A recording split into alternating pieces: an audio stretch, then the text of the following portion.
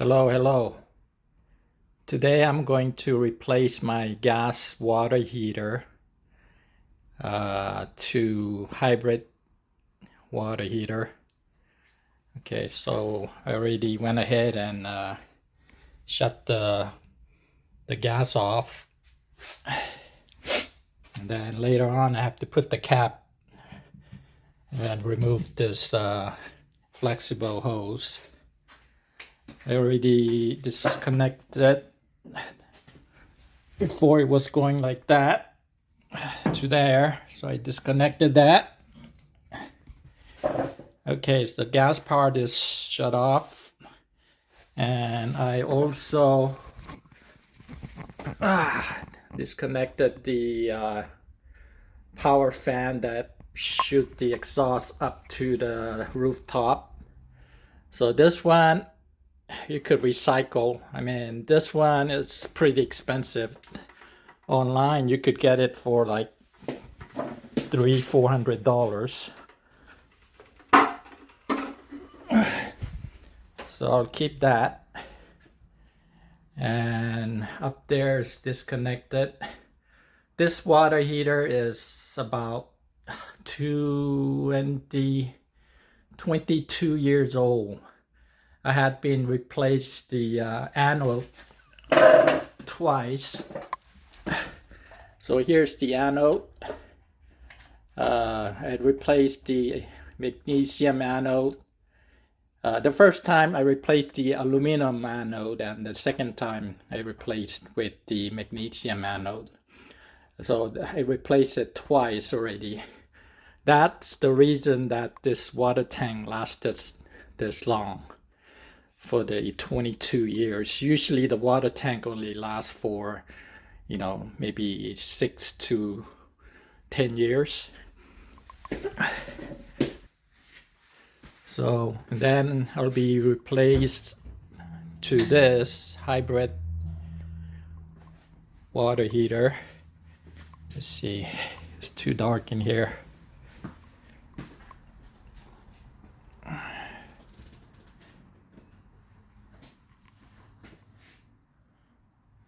It's a Rheem Proterra Performance Platinum. Come with the leak detector, and here's the inlet, 3/4 inch inlet. Here's the flush valve, and the pressure relief valve is right here, and here's the outlet for the hot water. This stuff is pretty big, so I wasn't sure that it's gonna fit this corner. I don't think it will, so I have to put it next to it right here. Okay, so I had just removed the water heater, the gas water heater, and it's sitting right here to be disposed. And next to it is the gigantic hybrid heat pump water heater. Look at the size difference. Okay, so the reason I kept this copper pipe here, this is for the pressure relief piping that goes around there and goes all the way out the garage. Okay, that's the reason I kept this. I'll be reusing this to hook up to the new hybrid water heater as a pressure relief system. And the only reason I have to put the new water heater down here instead of up there is because of this bollard. The new is too wide. The new water heater, hybrid water heater, is too wide to fit in there because of this bollard protecting the So I guess I'll put some cabinet or something back there. Yeah. Yeah, I'll just put some cabinet back there and probably cap off that 3-inch the exhaust that goes all the way to the roof. I'll probably put the animal, what you call the screen there, so none of the little critter could come down to the garage here. Okay, so we got the water heater pan. I have two. The bottom one is the aluminum pan, and then the second one is this plastic liner. I don't want the water heater to come in contact with the metal aluminum, which might cause the galvanic reaction. So one of the metals gonna get destroyed in the process. So that is the reason I put the plastic in between the aluminum pan and the water heater itself.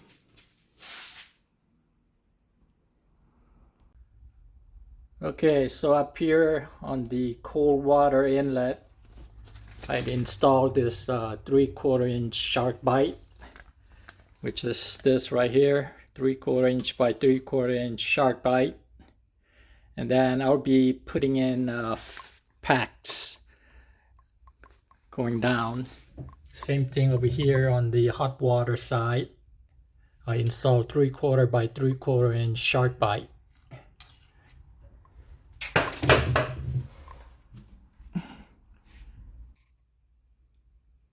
Okay, I got here is the pressure charger, and here is the thermal expansion tank. It comes factory charge of 40 psi, but my house pressure is 60 psi, so I'll be putting in another 20 psi into this expansion tank. Okay. To do that, you flip this upside down and you open up this plastic cap. Okay, right there. Trying to do this with one hand.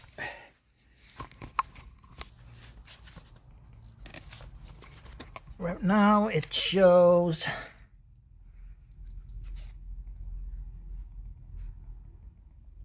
42 pounds, so I have to put the another up to 60 psi.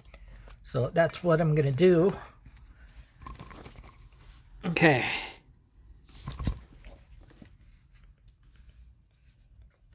Let's see. Okay, here's the power.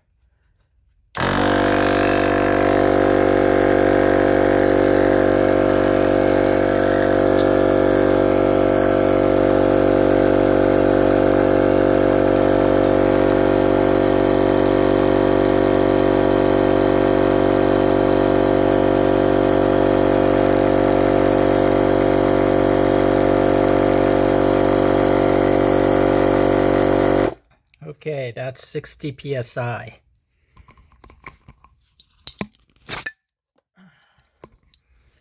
Okay, let's double check with the gauge.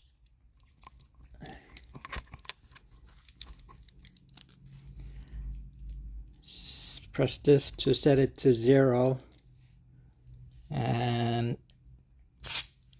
push it in. 59 psi. Close enough.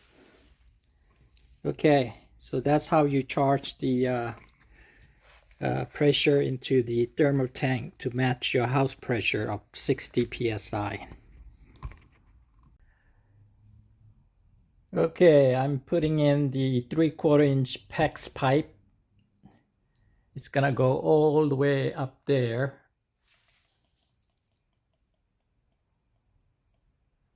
Okay, so to put the PEX pipe,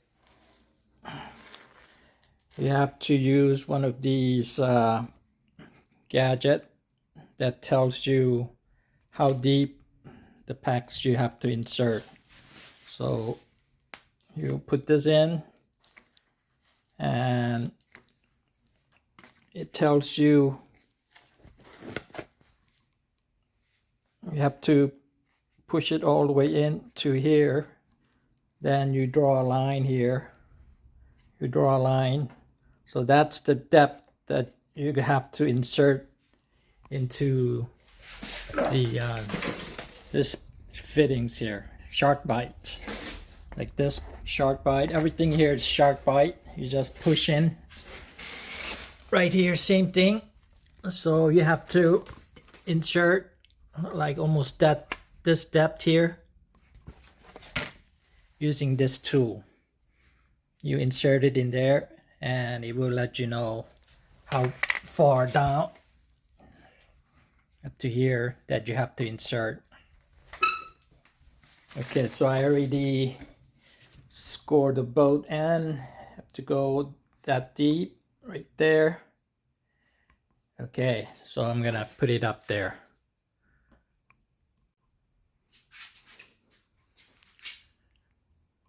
Okay, so the cold water side is in.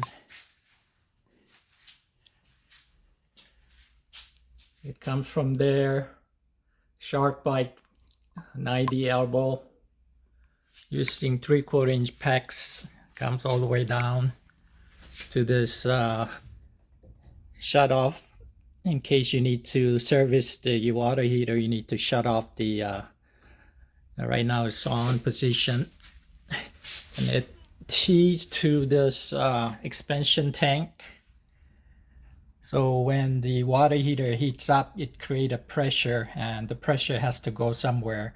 So this expansion tank's gonna be elevate the pressure. Inside here, there's like a rubber balloon that goes up and down according to the pressure. Right now it's set to 60 psi, which is the incoming house pressure. Okay, so this is a shark bite fittings, and then goes all the way down to the inlet right there. And this here is the leak detector. If the water leaks from the tank on the pan, then it's gonna automatically shut off the water. Okay, so the cold water side is all hooked up with the 3/4 inch PEX. And now for the hot water side, I'll be using this red PEX for the hot water. Okay. Okay, now I'm going to connect the electrical. Okay, so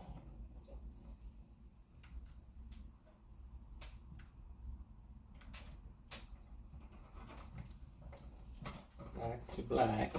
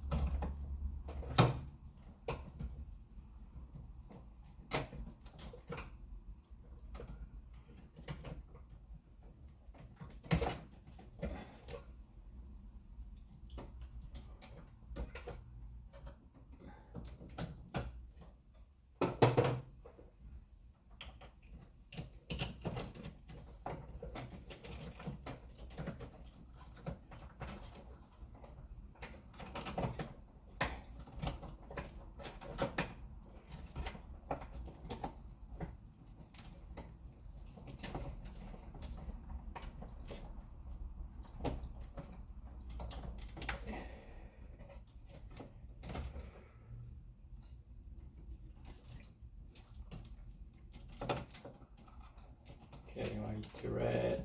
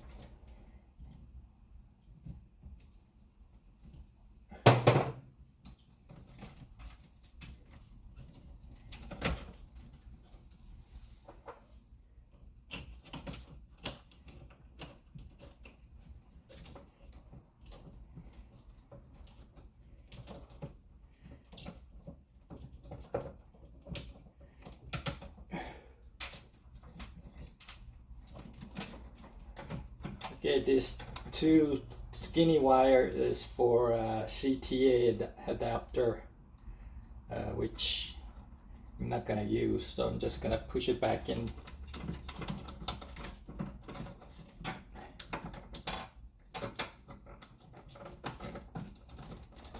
This one is for the ground.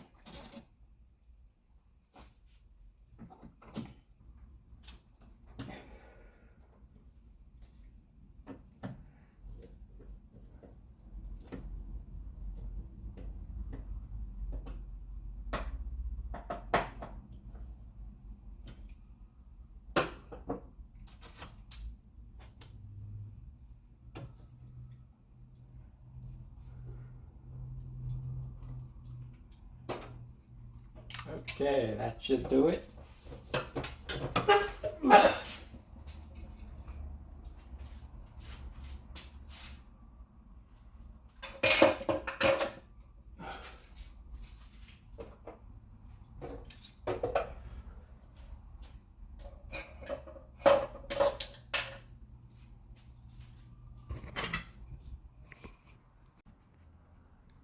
Okay, everything is connected. We got the electrical connected. It's 220 volt, 2 hot wire. We got hot water out and goes there. Here's the cold water coming into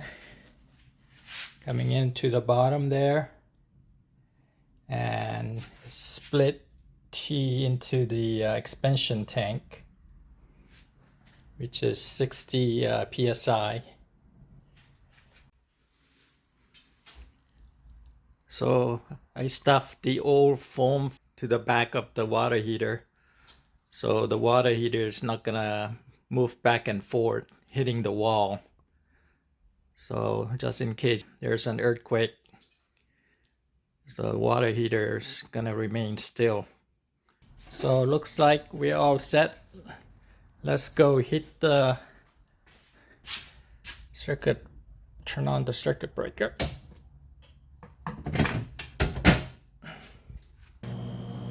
Okay, so everything is working properly. Right now it's running. It's set to energy, I don't know whether you could see it, energy saver, which is half electric and half heat pump. So when this is warmed up a bit, then I'll switch to the heat pump mode by pressing this mode button right here.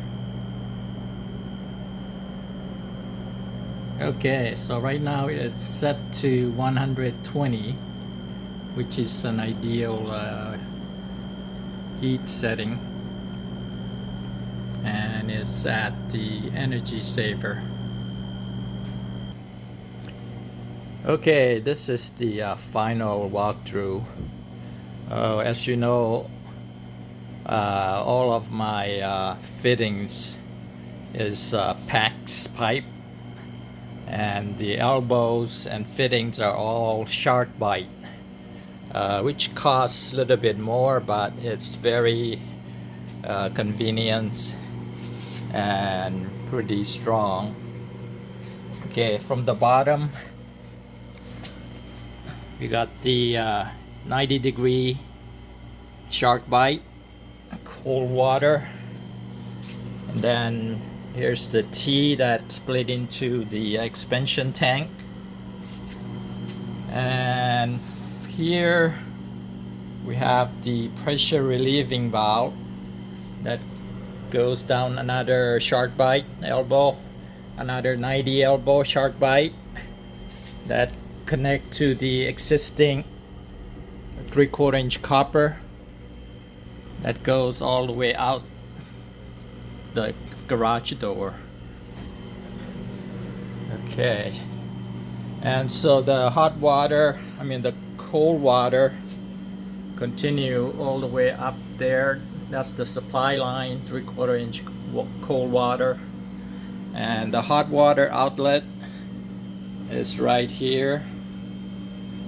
90-degree shark bite, 3/4 inch packs that goes another 90 shark bite, and then another 90 shark bite, and then another 90 shark bite into the wall. So every fittings here is a shark bite fittings, which make it easy. You don't have to go through soldering and all that mess.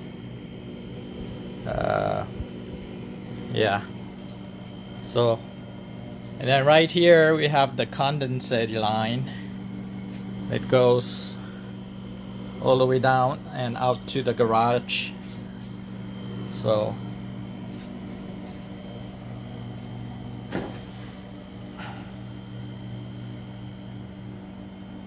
okay, until next time, live long and prosper.